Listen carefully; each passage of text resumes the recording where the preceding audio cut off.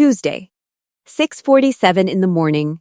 Marcus is already in the car, coffee going cold in the cup holder, engine running. He has not left the driveway yet because his daughter could not find her left shoe. It is 6:47 and the day has already started without him.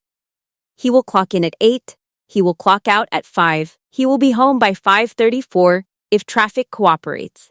His offer letter says $62,000 a year. He has never once questioned that number. That was the mistake. The $62,000 was real. The problem was everything that left quietly because of it. Not taxes. Everyone knows about taxes. This is about the other number, the one nobody calculates, the one that changes everything once you see it. We will get to that. Marcus has worked at the same company for 6 years. He got one raise, 4%. He felt grateful. He bought a slightly better coffee maker for the office lunches he never had time to use. He kept going. He kept assuming the math was working. It was not working. Here is the question almost nobody asks. What does it actually cost to go to work?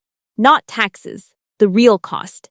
The money that leaves every week because the job exists. Federal consumer data shows the average American worker spends between 10 and 15% of their gross salary on work-related costs alone. Transportation, food, clothing, childcare, convenience spending that disappears the moment employment disappears. On $62,000, 10% is $6,200, spent every year.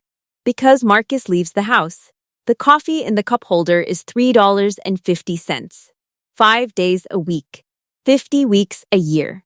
That is $875. On coffee he buys in the car on the way to a job.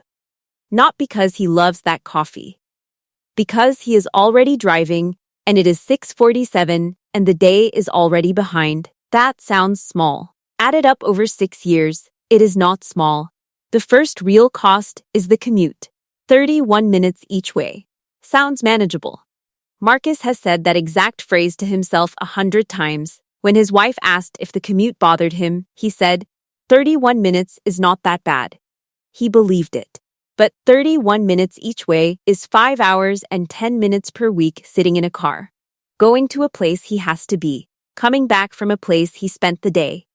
That is over 250 hours per year, 10 full days, awake, in traffic, not earning, not resting, not present, just moving.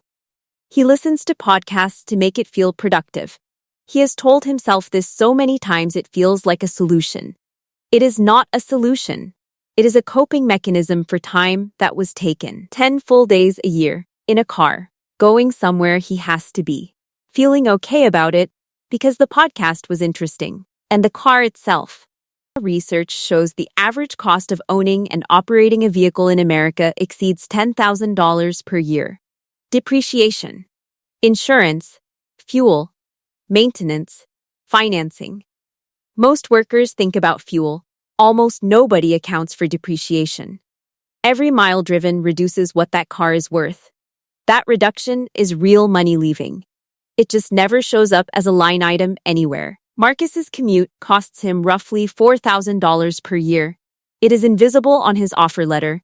It does not feel like a cost. It feels like just getting to work. That is exactly why it never gets calculated. The second real cost is food, not groceries, the food that exists because there is no time.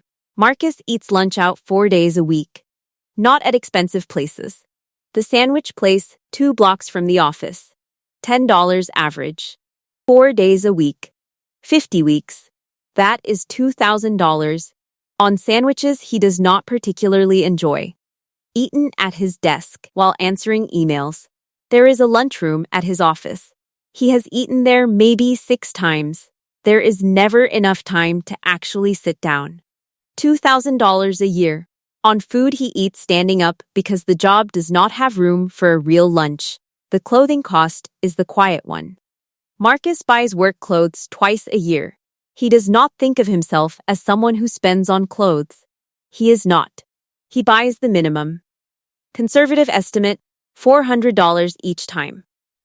$800 annually on clothing that exists entirely because a dress code exists. Dry cleaning on top of that.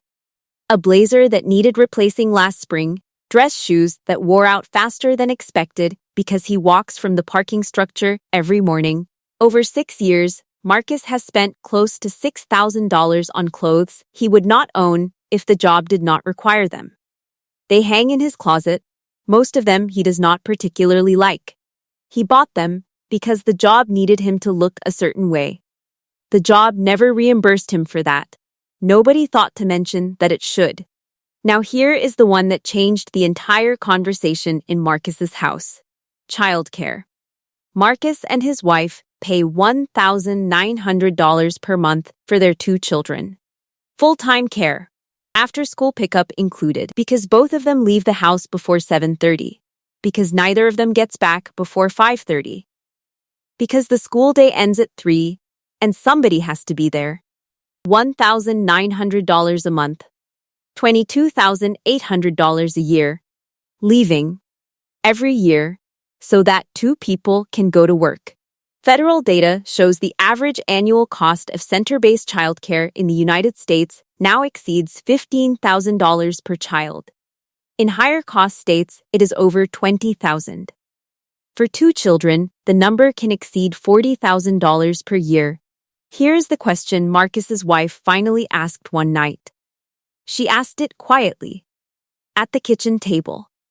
Tax return in front of her. She said, "Are we actually making money by both working?" The silence that followed was the answer. For millions of American households, the second income does not clear the childcare cost. They are not earning money. They are paying for the privilege of staying employed. Nobody sits people down and explains this out loud. The offer letter does not mention it. The institution does not calculate it for you. You have to do it yourself. Most families never do. If this is making you uncomfortable in a way that feels familiar, subscribe right now. Every week, we find the number behind the number, the one they never put in the offer letter. The third real cost is time. This one never appears in any budget, but it is the most expensive line item of all. Marcus works 8 hours. He commutes 62 minutes round trip. He spends about 25 minutes each morning getting ready specifically for work. Clothes that need to look professional. Hair. The mental shift from home to job. He spends another 20 minutes at the end of most days decompressing. Sitting in the driveway before going inside. Just sitting. Needing a moment before he can be a person again. That is not laziness. That is a cost. A real one. His job consumes closer to 10 hours of his day than 8. When you divide his actual take-home pay by the actual hours the job takes, his real hourly rate drops by roughly 30% from what the offer letter suggests. Researchers who study this call it the real hourly wage. Most workers have never calculated it. It is a number that reframes every financial decision once you know it. Marcus sat at that same kitchen table one Saturday morning. His wife had gone to the grocery store. His daughter was watching something on her tablet. The house was quiet in a way it almost never was during the week. He had a piece of paper and a pen. Old habit. He thinks better on paper. He wrote down $62,000. He subtracted taxes. He subtracted the commute costs for the year. He subtracted the lunches and the coffees. He subtracted the childcare. He subtracted the clothing. He looked at the number. He checked his math twice. He sat with it for a long time. He had been going to work for 6 years. Working hard. Staying late when they needed him to. Getting the raise. Feeling like he was building something real. And on paper, after everything the job quietly took back, he was keeping less than half of what the offer letter said he earned. Less than half. No warning on the offer letter. No disclosure at signing. No annual summary that said, "Here is what this job actually cost you to show up for this year." Just the number. And the assumption that the number was the truth. Here is what changed after that Saturday. Not his job.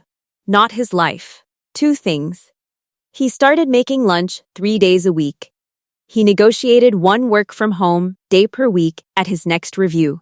Those 2 changes saved him over $3,000 per year. not from sacrifice, from information. He also stopped feeling confused about why the savings account never moved the way it should have. He finally knew where the money was going. It was going to the job. The offer letter is not a lie the way fraud is a lie. It is a lie the way an incomplete picture is a lie. It shows you what you will be paid. It does not show you what you will spend in order to collect that payment. That calculation is left to you. And most people never make it. Not because they are careless. Because nobody ever told them it existed. Here is what you do this week. Take your annual salary, subtract taxes, then subtract everything that exists because the job exists. Transportation for the year, all of it, not just fuel. The depreciation on the car you drive to get there.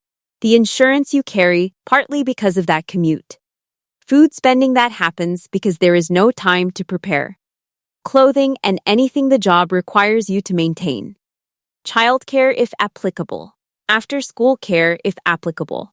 The convenient spending that exists because the evenings are too short and the mornings are too early. Divide what remains by the real hours. Not the hours on the clock, the hours the job actually consumes. Commute included. Prep time included. The 20 minutes in the driveway included. That number is what you are actually earning per hour.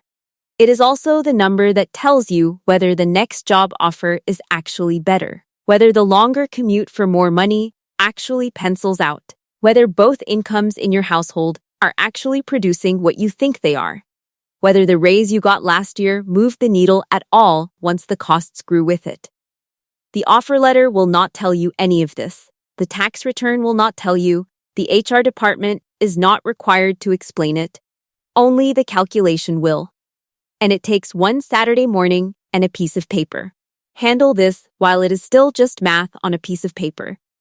Before it becomes the reason you cannot figure out where the money went. Before it becomes the question asked quietly at a kitchen table at 11 at night. Before the silence is the answer. Share this with someone who is working hard and wondering why it is not adding up. And if you are not subscribed yet, do that right now. We find the truth they left out of the offer letter. We will see you in the next one.